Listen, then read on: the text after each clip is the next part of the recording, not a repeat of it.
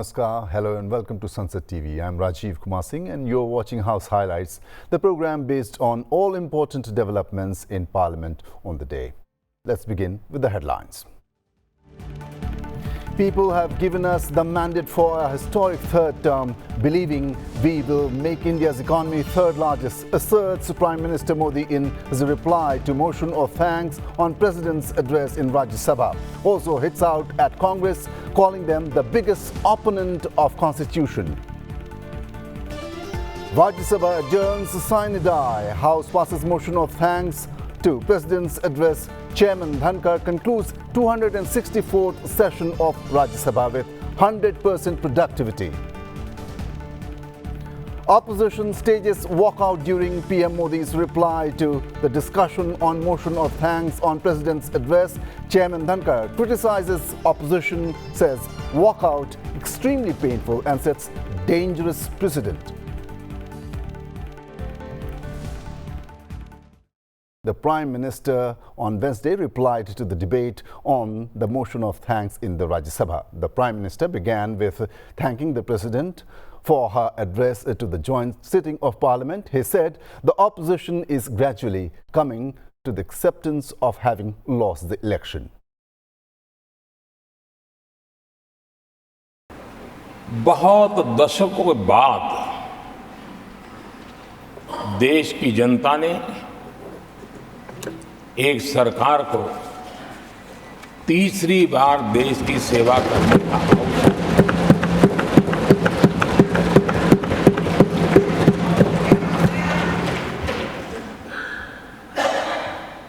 60 साल के बाद ये हुआ है कि 10 साल के बाद कोई एक सरकार फिर से उसकी वापसी हुई है। और मैं जानता हूं कि भारत के लोकतंत्र की 6 दशक के बाद आई हुई घटना असामान्य घटना है और कुछ लोग जानबूझकर के उससे अपना मुंह फेर करके बैठे रहे। कुछ लोगों को समझ नहीं आया और जिनको समझ आया उन्होंने हो हल्ला उस दिशा में किया कि ताकि देश की जनता की इस विवेक बुद्धि पर, देश की जनता के इस महत्वपूर्ण निर्णय पर कैसे छाया कर दी जाए, कैसे उसको ब्लैकआउट किया जाए, इसकी कोशिश हुई।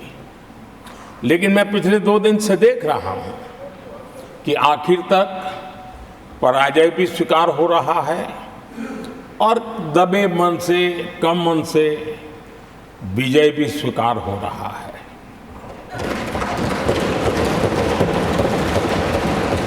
कांग्रेस के हमारे कुछ साथियों को मैं हृदय से धन्यवाद करना चाहता हूं क्योंकि उन्होंने बार बार ढोल पीटा था 1/3 सरकार। इससे बड़ा सत्य क्या हो सकता है कि हमारे 10 साल हुए हैं, 20 और बाकी है। 1/3 हुआ है, 1/3 हुआ है, 2/3 बाकी। और इसलिए उनकी इस भविष्यवाणी को लिए मैं उनके मुंह में घी सकता हूं। 10 वर्षों के अखंड, एकनिष्ठ, अविरत सेवा भाव से किए हुए कार्य को देश की जनता ने जी भर करके समर्थन दिया है। देश की जनता ने आशीर्वाद दिए हैं। भ्रम की राजनीति को देशवासियों ने ठुकराया है और भरोसे की राजनीति पर विजय की मोहर लगा। मेरे जैसे बहुत लोग हैं इस देश के सार्वजनिक जीवन में जिनके परिवार में कोई गांव का सरपंच भी नहीं रहा है, गांव का प्रधान भी नहीं रहा है, राजनीति से कोई सरोकार नहीं रहा है, लेकिन आज अनेक महत्वपूर्ण पदों पर पहुंच करके देश की सेवा कर रहे हैं। और उसका कारण बाबा साहब आम्बेडकर ने जो संविधान दिया है, उसने हम जैसे लोगों को अवसर दिया है। The Prime Minister further said his government would be working hard to make India the third largest economy in the world. He also said the next 5 years would see decisive efforts to eradicate poverty. He also mentioned the steps taken and planned for the benefit of farmers. इस बार देश की जनता ने हमें record में 5 number से 3 number की economy पर पहुंचाने के लिए जनादेश दिया है। और मुझे पक्का विश्वास है कि देश की जनता ने हमें जो जनादेश दिया है, हम भारत की अर्थव्यवस्था को विश्व के टॉप 3 में पहुंचा के रहेंगे। यहाँ कुछ ऐसे विद्वान हैं जो ये मानते हैं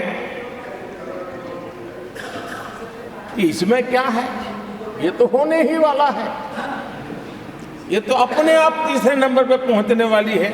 अब ये लोग ऐसे हैं जिन्होंने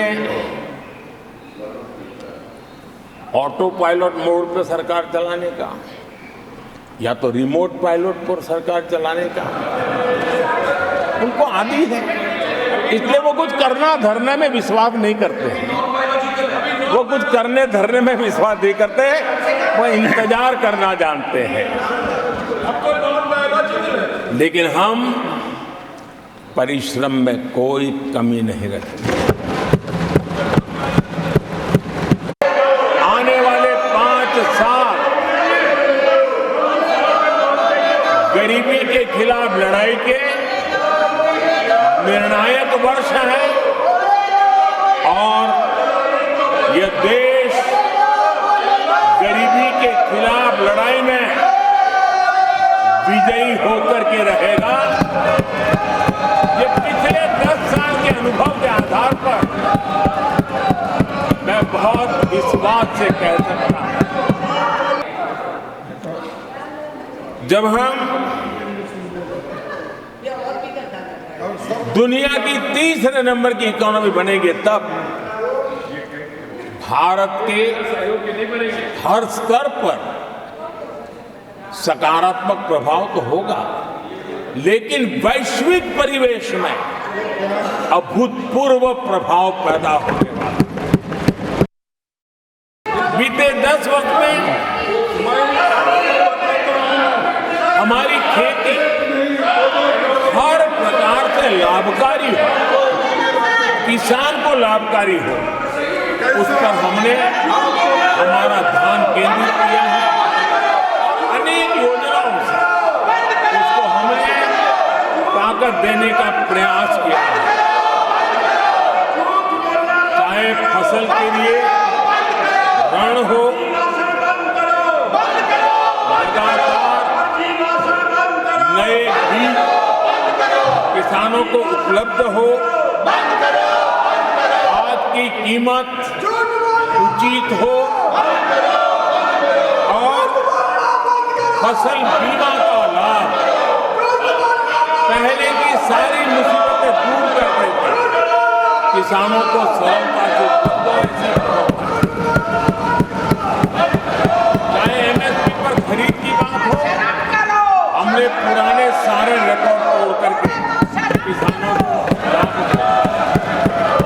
एक प्रकार से बीज से बाजार तक हमने किसानों के लिए हर व्यवस्था को बहुत माइक्रो प्लानिंग के साथ मजबूती देने का भरपूर भरसक प्रयास किया है। The Prime Minister thanked nominated member Sudha Murthy for raising women-related issues. He also hit out at the opposition for being selective in raising issues and incidents against women. He also said that the opposition tried their best to mislead voters during the elections by talking about saving Constitution. But the public has shown that we are the ones who actually protect the Constitution. मैं आदरणीय सांसद सुधा मूर्ति जी का आभार व्यक्त करता हूं कि कल उन्होंने चर्चा में महिलाओं के आरोग्य के विषय पर बल दिया था और उसका महात्म्य क्या है, उसकी आवश्यकता क्या है, उस पर बड़े विस्तार से उन्होंने कहा था। और उन्होंने एक बात ये भी बड़ी इमोशनल बताई थी कि माँ अगर चली गई तो उसका कोई उपाय नहीं होता, फिर नहीं मिल सकती। ये भी बड़ी भावात्मकता से उन्होंने बताया था। विमेन हेल्थ, सैनिटेशन, वेलनेस पर हमने 10 वर्षों में एक प्रायोरिटी सेक्टर के लिए काम किया है। आदरणीय सभापति जी, टॉयलेट हो, सैनिटरी पैड्स हो, गैस कनेक्शन हो, प्रेगनेंसी के दौरान वैक्सीनेशन की व्यवस्था हो और इसका फायदा हमारे देश की माताओं बहनों को मिला है। आदरणीय सभापति जी, आरोग्य के साथ साथ महिलाएं आत्मनिर्भर बने, उस दिशा में भी हम लगातार काम कर रहे हैं। बीते वर्षों में हमने जो 4 करोड़ घर बनाए हैं, उसमें से ज़्यादातर घर हमने महिलाओं के नाम पर रखे। बैंकों में खाते खुलने से, मुद्रा और सुकन्या समृद्धि जैसी योजना से आर्थिक फैसलों में महिलाओं की भूमिका भी बढ़ी है, भागीदारी भी बढ़ी है और एक प्रकार से वो परिवार में भी अब निर्णय प्रक्रिया का हिस्सा बनने लगी है। आदरणीय सभापति जी, विमेन सेल्फ हेल्प ग्रुप्स, उससे जुड़ी 10 करोड़ बहनें, उनका आत्मविश्वास तो बढ़ा ही बढ़ा है, उनकी आय भी बढ़ी है। देश का दुर्भाग्य है कि ऐसे संवेदनशील मामलों में भी राजनीति जब होती है तब देशवासियों को और विशेषकर महिलाओं को अकल्प पीड़ा होती है।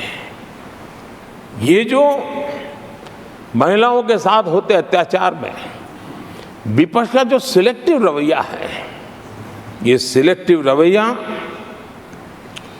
बहुत ही चिंताजनक है। आदरणीय सभापति जी, मैं आपके माध्यम से देश को बताना चाहता हूं, मैं किसी राज्य के खिलाफ नहीं बोल रहा हूं, न ही मैं कोई राजनीतिक स्कोर करने के लिए बोल रहा हूं, लेकिन कुछ समय पहले मैंने बंगाल से आई कुछ तस्वीरों को सोशल मीडिया पे वीडियो देखा। एक महिला को वहां सरेआम सड़क पर पीटा जा रहा है। वो बहन चीख रही है, लेकिन वहां खड़े हुए कोई उसकी मदद के लिए नहीं आ रहा है, वीडियो बनाने में लगे हुए हैं। और जो घटना संदेश खली में हुई, जिसकी तस्वीरें रोंगटे खड़े करने वाली है, लेकिन बड़े बड़े दिग्गज मैं सुन रहा हूं कल से, इसके लिए पीड़ा उनके शब्दों में भी नहीं झलक रही है। इससे बड़ा शर्मिंदगी का दुखद चित्र क्या हो सकता है। और जो अपने आप को बहुत बड़े प्रगतिशील नारी नेता मानते हैं, वो भी मुंह पे ताले लगा करके बैठ गए, क्योंकि संबंध उनके राजनीतिक जीवन से जुड़े किसी दल से या उस राज्य से है। यहां कहा गया कि ये देश के इतिहास का पहला चुनाव था जिसका मुद्दा संविधान की रक्षा था।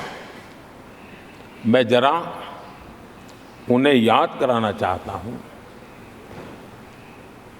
क्या अब भी ये फेक नैरेटिव चलाते रहोगे क्या? क्या आप भूल गए 1977 का चुनाव?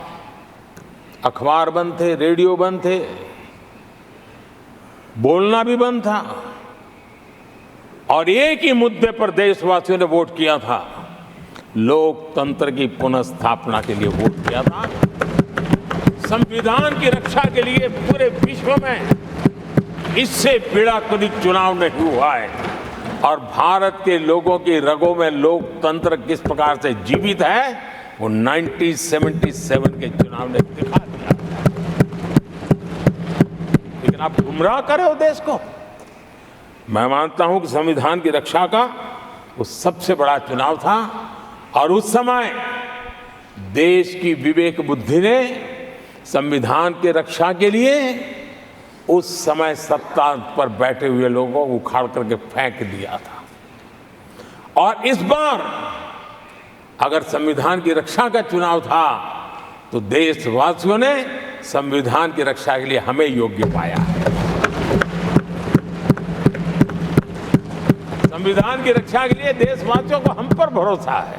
कहां अगर संविधान की रक्षा कोई कर सकता है तो यही लोग कर सकते हैं और देशवासियों ने हमें जनादेश दिया है। Prime Minister Narendra Modi hit out at the opposition as they staged a walkout from the Rajya Sabha during his address.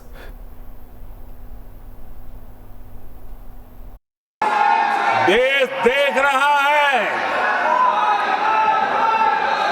झूठ फैलाने वालों की सत्य सुनने की ताकत भी नहीं होती।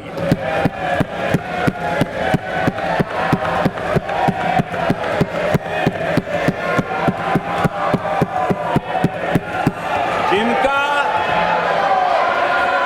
सत्य से मुकाबला करना, इसके लिए जिनके हौसले नहीं है, वो बैठ करके इतनी चर्चा के बाद उन्होंने उठाए हुए सवालों के जवाब भी सुनने की हिम्मत नहीं है। इन्होंने ये अपर हाउस को अपमानित कर रहे हैं। इस अपर हाउस की महान परंपरा को अपमानित कर रहे हैं। आदरणीय सभापति जी, देश की जनता ने हर प्रकार से उनको इतना पराजित कर दिया है कि अब उनके पास गली मोहल्ले में चीखने के सिवाय कुछ बचा नहीं।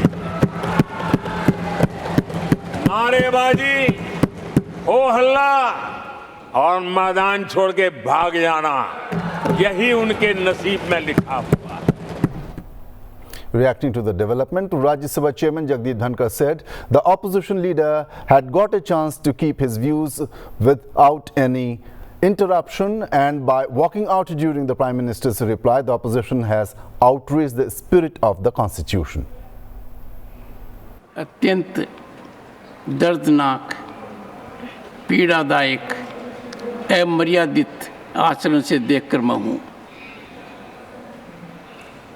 शासन तीसरे निरंतर लगातार काल में है, 6 दशक के बाद। मैंने चर्चा की और मैंने अनुरोध किया कि प्रतिपक्ष के नेता को बिना बेरोक टोक बोलने का सुअवसर दिया। आज वो सदन छोड़कर नहीं गए हैं, मर्यादा छोड़कर गए हैं। आज उन्होंने मुझे पीठ नहीं दिखाई है, भारत के संविधान को पीठ दिखाई है। आज उन्होंने मेरा अनादर और आपका अनादर नहीं किया है, उस शपथ का अनादर किया है जो संविधान के तहत ली है। भारत के संविधान की इससे बड़ी अपमानित बात नहीं हो सकती। ऐसा कैसे हो सकता है? House of elders, the upper house, हमें देश का मार्गदर्शन करना है। मैं उनके आचरण की भर्त्सना करता हूं। देश के 140 करोड़ लोग इससे आहत होंगे। सदन का मतलब है सत्ता पक्ष की बात सुनो जब आपने अपनी पूरी बात कह दी। माननीय सदस्यगण, आप सब जानते हैं कल देर रात तक चर्चा रखी गई, हर सदस्य को मौका दिया गया। It is an occasion where they have challenged Indian Constitution. They have outraged the spirit of Indian Constitution. They have disregarded the oath they have undertaken. मैं इस कुर्सी पर बैठकर इतना दुखी हूं कि भारत के संविधान का इतना बड़ा अपमान, इतना बड़ा मजाक। भारत का संविधान हाथ में रखने की किताब नहीं है, जीने की किताब है। मैं आशा करता हूं कि वो आत्मचिंतन करेंगे, मंथन करेंगे, अपने दिल को टटोलेंगे और कर्तव्य पर आएंगे। Amid the heated debate and opposition walkout, there was also a lighter moment initiated by the chair. Let us listen in. Honorable Prime Minister, आपने मुझे भी एक मौका दिया है जो मेरे से पहले एक चेयरमैन को ही मिला है। To listen to the Prime Minister in his third term replying to the President's address.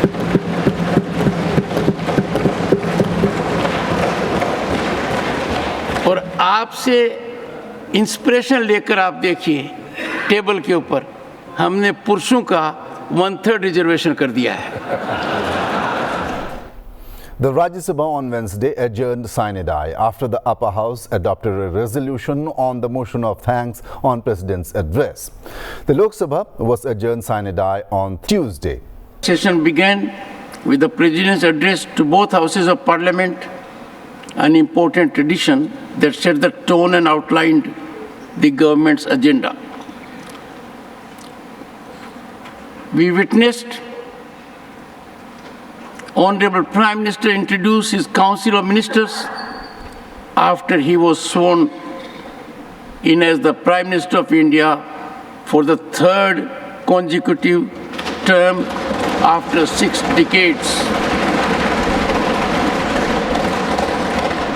The motion of thanks to the President's address witnessed lively participation by 76 members for over 21 hours. The House also heard the maiden speeches by 19 newly elected members.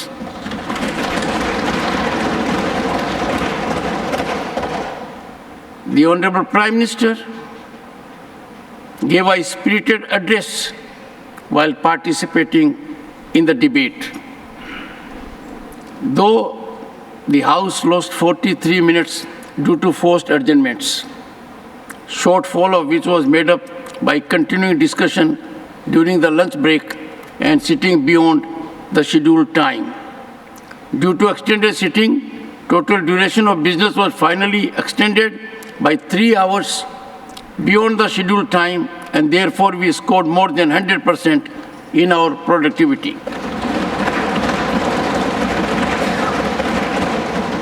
While there was active participation from both the Treasury as well as the opposition benches, I was constrained to make some poignant observations that weighed heavily on my mind over the disruptions that marred the proceedings. Witnessing seasoned members conduct themselves irresponsibly was particularly disheartening. I wish to reiterate that disruption not only impede the transaction of listed business, but also erode the prestige of this esteemed institution. It was extremely painful to notice that even leader of the opposition walked into the well of the House, and that was a disgrace to parliamentary conduct and propriety. I expect members of this House to exemplify their conduct so that this becomes a temple for deliberation, discussion, dialogue, and debate. Their walkout today was extremely painful. It was a historic occasion.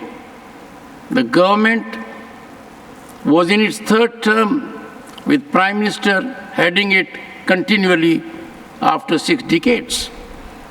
They walked away from their constitutional ordainment, and that has set a dangerous precedent antithetical to democratic values. The House stands adjourned sine die. Rajya Sabha Chairman Jagdeep Dhankar on Wednesday offered condolences for the loss of lives in the stampede in Hathras in Uttar Pradesh. Several devotees lost lives in a stampede that broke out at a religious event at Hathras in Uttar Pradesh. The loss of precious lives and injury to helpless persons in this tragic incident is indeed painful, unfortunate. All necessary steps are being taken to provide medical aid to the injured, and authorities have set up a committee to investigate the matter. This House joins me in expressing our heartfelt condolences as well as deep sympathy and sorrow to the bereaved families, and in praying for the speedy recovery of the injured. I request honorable members to rise in their places and observe silence as a mark of respect to the memory of those who lost their lives in this tragedy. That is all we have for this edition of House Highlights. As you are aware, Wednesday was the last day for the 264th session of the Rajya Sabha. Till we meet for the next time, keep watching Sunset TV. Good night.